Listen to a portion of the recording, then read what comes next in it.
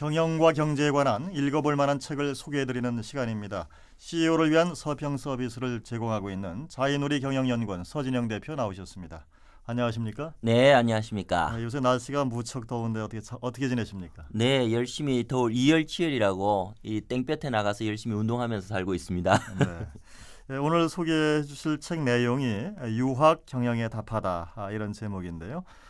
어떻게 선정하시게 됐습니까? 네, 유학 경영에 답하다라는 제목에 일단 반했습니다. 왜냐하면 요즘 인문학의 시대로 가고 있는데요. 그 인문학과 경영이 결합되는데 유학에서 새로운 지평선을 열어주지 않을까 하고 이제 한번 책을 보게 됐고요. 내용을 보게 되니까 유학의 속성이 변화해 있다 그래요. 그래서 요즘이 불확실성이 많지 않습니까? 네. 그런 불확실성 시대에 유학이 답을 줄 수 있지 않을까 해서 이 책을 선정해서 공부하게 됐습니다.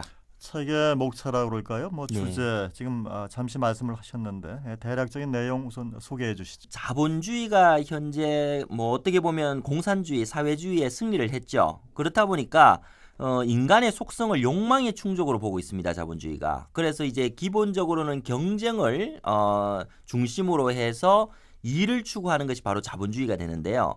최근에 금융위기에서 보시다시피 이제 이 자본주의가 엄청나게 그 시련을 겪고 있습니다. 이게 문제가 뭘까를 보게 되니까 기본적으로는 이제 사람에 대한 존중이 조금 약하지 않았나라는 것을 이제 찾게 됩니다. 그래서 이런 하나됨의 원류 그리고 사람 다음의 원형인 어지린자죠. 어지린에서 경영의 주류를 찾아보자라는 것이 바로 이 책의 주제가 되겠고요. 이런 경영의 주류로서의 인을 그리고 논어의 사상들을 아주 중심적으로 해서 기업을 크게 키운 회사로 이 책에서는 삼성을 들고 있습니다. 그래서 그 인할 때 천하를 얻을 수 있다라는 맹자의 말씀을 인용을 하면서 삼성의 경영 철학을 나름대로 잘 분석하고 있는 책이라고 말씀드릴 수 있습니다. 네, 1970년대에 이제 우리가 듣던 얘기인데요. 일본을 선두로 해서 아시아의 네 마리 용, 우리나라를 비롯해서 대만, 홍콩, 싱가포르를 예. 지칭하는 그런 그 얘기였는데 이 유교가 이제 이렇게 급격히 경제 성장을 일으킨 어떤 그 동력이 됐다라고 하는 게 아마 저자의 시각인 것 같아요. 네, 그렇죠. 이 저자가 상당히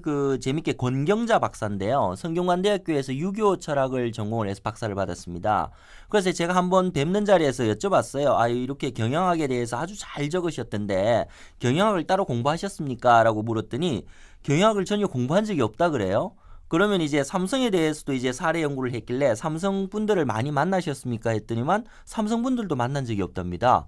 아니 그럼 어떻게 제가 이렇게 경영학을 계속 공부한 사람으로서 책을 읽어보니까 크게 거슬림이 없더라 경영의 내용에 그렇게 말씀을 드렸더니만 아주 신기하게도 자신은 모르고 썼지만 유교의 철학사상으로 이 경영을 접근해 본 것이다 라고 이야기를 했습니다.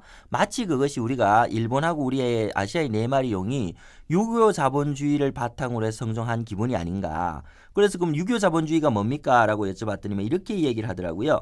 유교의 공동체주의 그리고 가족주의 그렇게 이야기를 하면서 재밌게 공자께서 자장의 질문 정치는 어떻게 해야 됩니까? 라고 이야기를 했더니만 공손하면 업신여김을 당하지 않고 너그러우면 많은 사람의 마음을 얻을 수 있으며 믿으면 사람들이 책임감을 가지고 일에 임하고 민첩하면 공이 있으며 은혜로우면 열심히 일하게 된다. 요걸 행인정사상이라 그럽니다. 네. 이런 것들을 통해서 유교 철학이 우리 근면성 그리고 이제 그 가족을 중심으로 하는 그 아주 끈끈한 하나됨 그리고 높은 성취욕, 위계의식 이런 것들이 그 아시아의 자본주의를 발전시키는 근원이 되었다 이렇게 분석을 하고 있습니다. 네, 어떻게 보면은 그 자본주의의 폐해라고 그럴까요?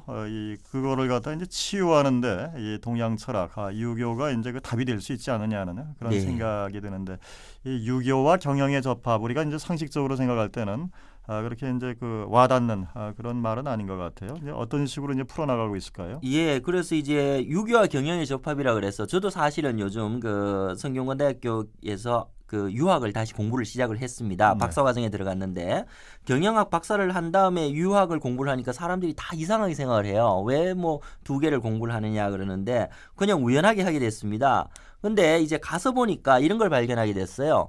경영이라는 단어가 언제 나타났느냐? 우리는 이제 피터 드러크를 이야기하기도 하고요. 그 피터 드러크는 이렇게 얘기했습니다. 경영을 20세기에 창출된 가장 위대한 혁신이다.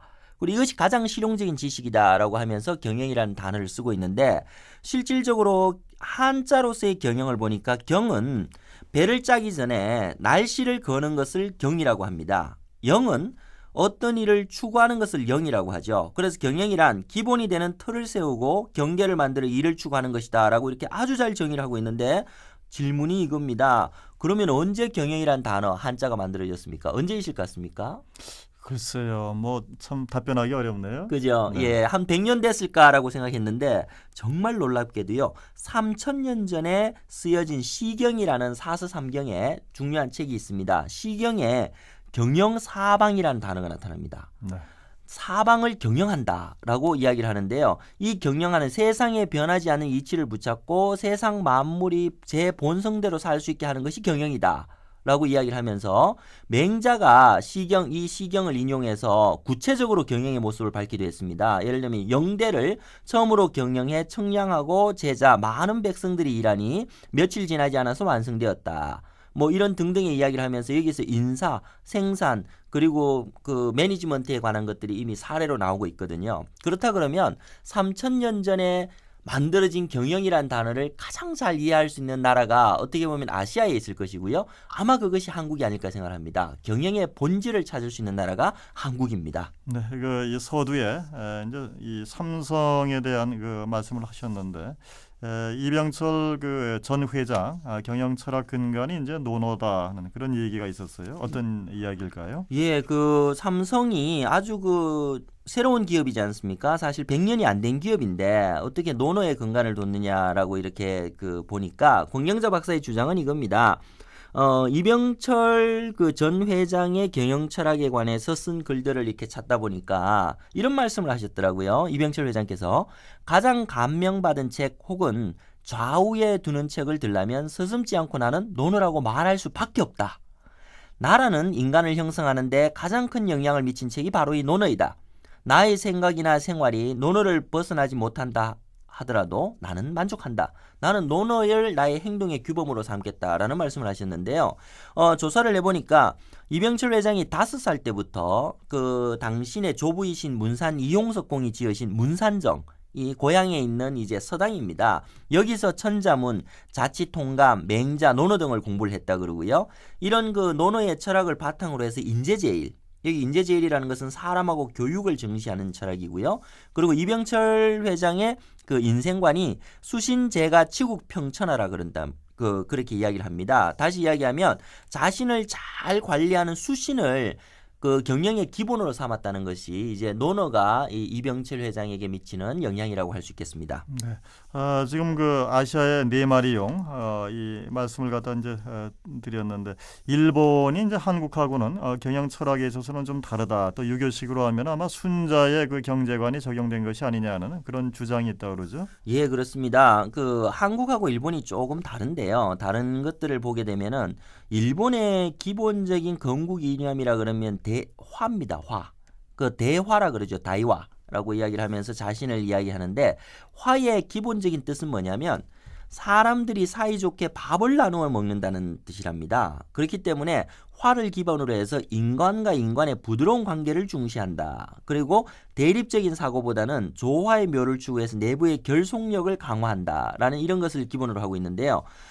이런 화 사상을 기본으로 해가지고 성균관대학교의 이기동 교수는 이런 그 일본의 가장 기본적인 경제관의 근본을 순자의 사상으로 보고 있습니다. 네. 순자 경제관에서의 대전제는 분이거든요. 분은 뭐냐면 나눌 분자인데 역할이란 뜻입니다. 그래서 군주는 군주대로, 재상은 재상대로, 백성은 백성대로 각자의 능력과 역할이 다르기 때문에 그에 따라서 구별해야 된다라고 이야기를 하고요. 각자의 위치와 역할을 분명히 해서 그 조직 안에서 개인의 역할을 충실하게 하는 것이 성공이고 애국이다, 멸사봉공이다 이런 이야기를 하는데요. 그렇기 때문에 일본의 이제 기업들을 보면 굉장히 조직을 위해서 자신을 희생하면서 이렇게 공동체의 화를 이뤄내지 않습니까?